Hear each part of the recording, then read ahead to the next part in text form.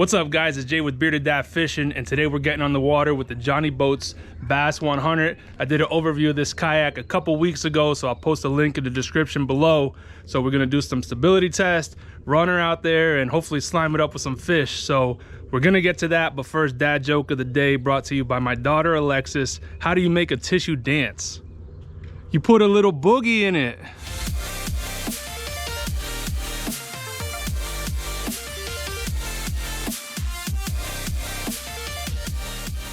All right, we're out at the launch, and we're all set up. I set it up minimally because I don't have my adapters for the rails, but as you can see, I got the steerable pod, I got the steering handle on my left hand side, got my paddle on my right hand side with my net and one of the rear flush mounted rod holders and my full-size crate.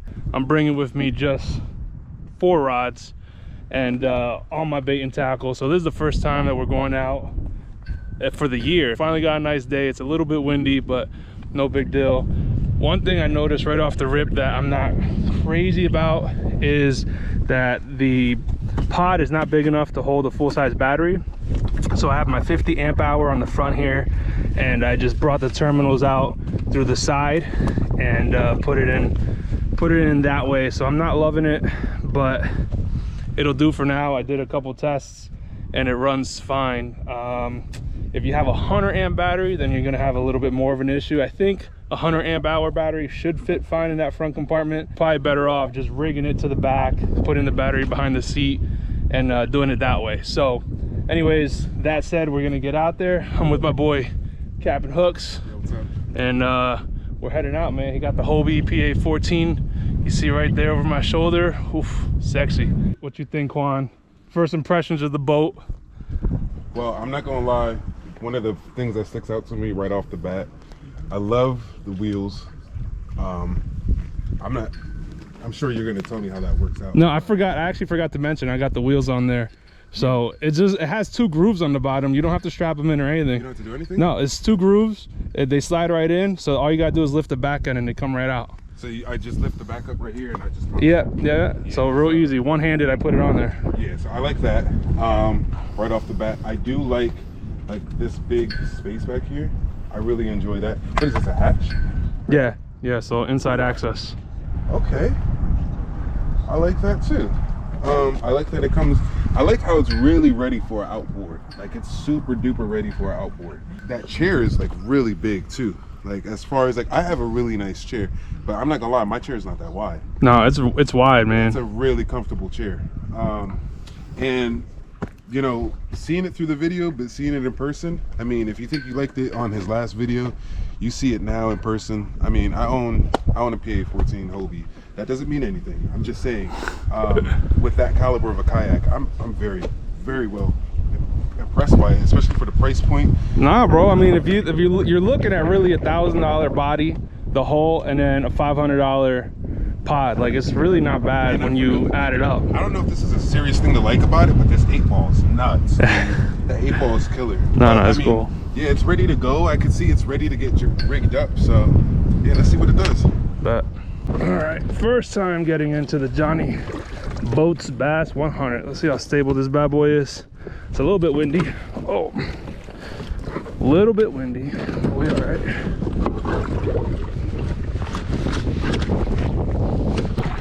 It is kind of windy. Let's see if we can turn this thing on.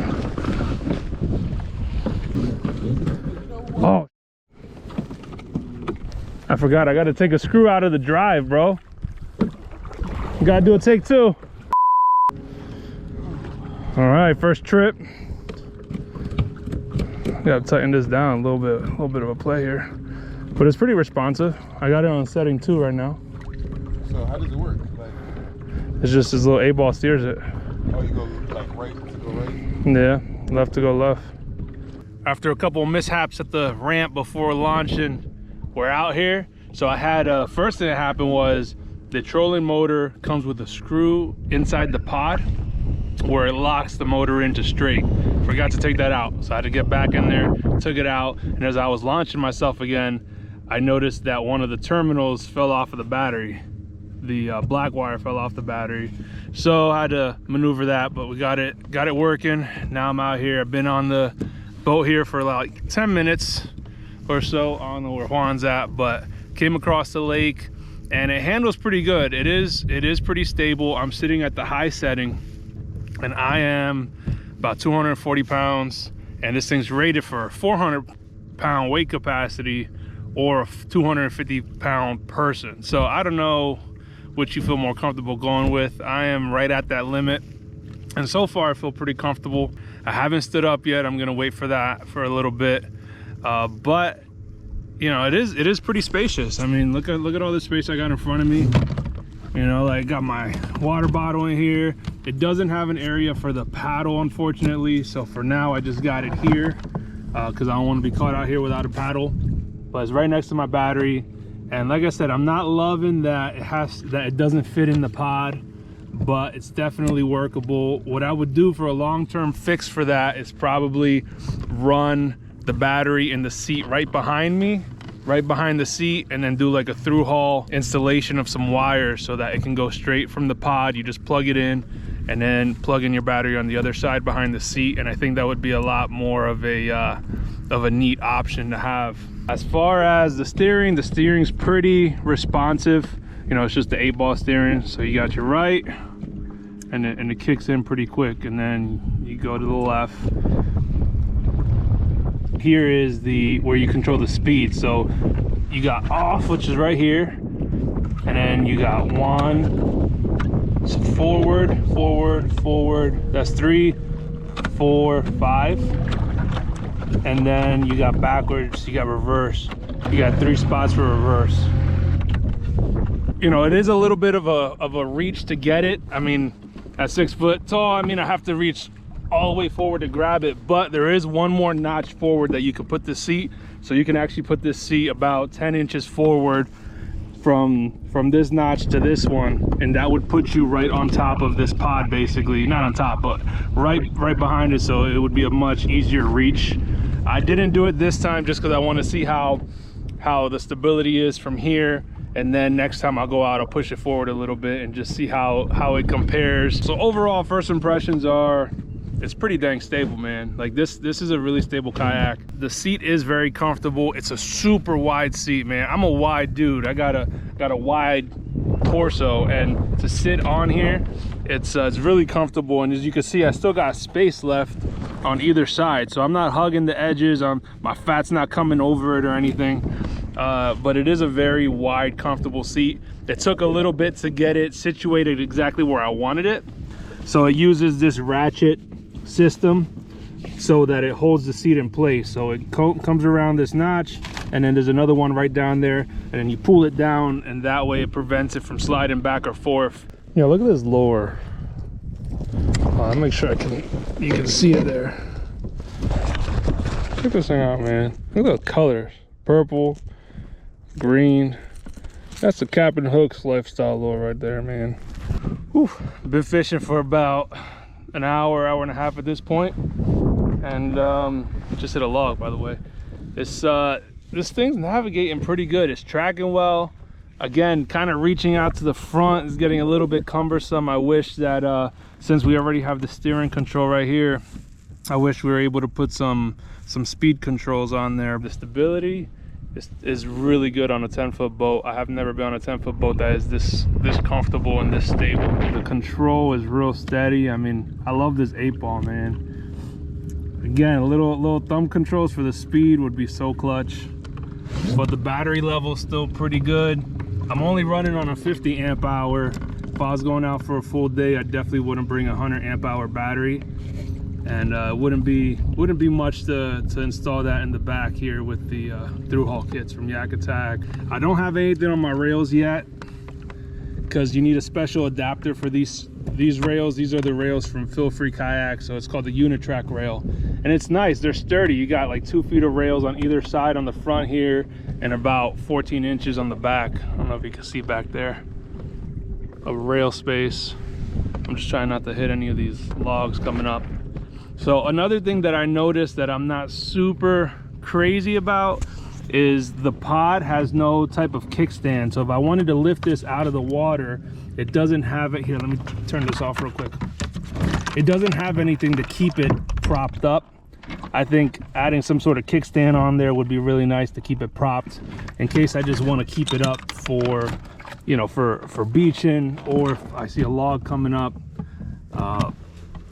So that's definitely a room for improvement on there. This kayak definitely has a niche in the market. If you don't want to spend $4,000, $5,000 on a motorized kayak, you can get all this for 1,500 bucks. And really for less than 2,000, you can get this and trick it out with your accessories, a little fish finder, all your accessories and everything else. You could be well under 2,000 bucks after it's said and done with this kayak. So anyways, I'm gonna stop talking. We'll keep moving up the lake, and I'll kick it into high gear here and see if we can catch some fish.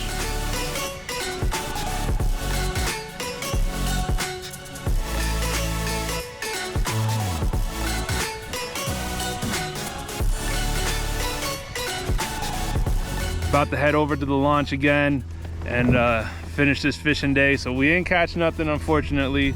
I got a good bite but lost it. But it was a good day to check out this kayak. That was my main prerogative today, was just to get a feel for this Johnny Boats Bass 100. And all in all, man, I'm really impressed by this boat. It has some features that I'm just so surprised are on a 10-footer, and it's also lacking a couple features as well. So as far as what I love, man, this stability for a 10-foot boat is second to none. I mean, I've been stable this whole time. It's been pretty windy, but I've never felt tippy or anything. So this thing is rated again for 400 pounds. I'm 240. It says 250 pound max for a person plus cargo and everything else. But I'm right up at that threshold, and I gotta say, I'm just super surprised at how stable it is. I've been able to stand up, and just to show you guys how stable this thing really is, I mean, I'm standing and it's not windy or anything, so it's really calm waters. But I mean, the stability is crazy. So I'm standing up on this kayak, and I'm used to standing on my, you know, on my Old Town Sportsman 120, my Autopilot 136, and honestly, this is in that same realm of stability. The seat is very comfortable. Like I said before, it's a very wide seat. I haven't had any troubles during this trip. I mean, we've been out on the water for almost 4 hours at this point, and the seat's been very comfortable. The tank well, while it's big, I've noticed that my crate takes up the majority of it, so there's not much space left over. I'm gonna go on to say the things that I think are room for improvement on this kayak, and that is that the pod doesn't hold the size battery you need to run this motor all day. My recommendation, what I'll probably do, is run a through haul installation of the wiring so I can have the battery behind the seat. Another area for improvement is the speed control. Again, I got to reach to the front to move these, and I'm not crazy about it. I do love the rail space. Again, I mentioned it before, but 2 feet on either side is incredible. Plenty of space for customizing what you want. Again, make sure you get those mounts from Feel Free so that you can put your regular T-bolt attachment type of accessories on there. One thing I did like that I thought was kind of gimmicky at first, but I ended up using it a couple times, was this stand-up strap. It was nice to adjust myself with it, and also to stand up the couple times that I did. It made it really helpful. If it's something that you're not going to use, it's easy enough to just take off just by undoing this loop. So let me know in the comments below what questions you have about this kayak. I'll try to answer them right away. And if it's something I haven't tried out, like how many backflips can you do on this thing, I'll try it next time. So that's all I have. Remember, join the Facebook group, Kayak Fishing Dads. If you haven't already, join the conversation. Until next time, guys, peace and God bless.